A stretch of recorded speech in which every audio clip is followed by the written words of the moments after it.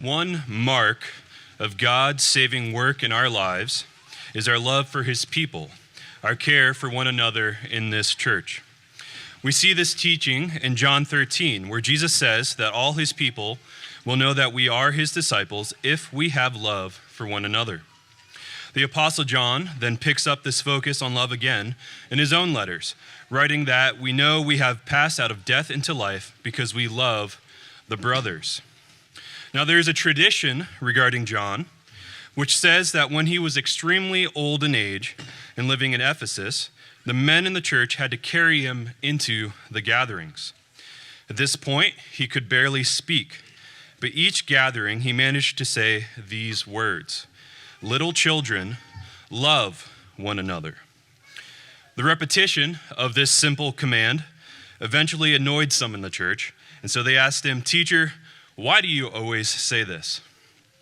And he replied with a line worthy of John: "Because it is the Lord's commandment, and if it alone is kept, it is sufficient."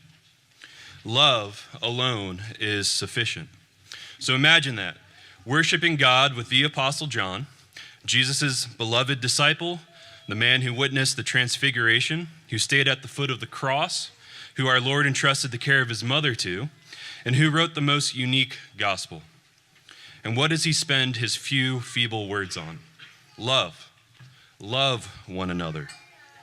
So let us hear and obey this word today. And as we seek to earnestly love one another in the Lord, it's important to remember what love actually is. Love is never abstract. It is concrete. It can be touched and felt. Love is expressed in verbs.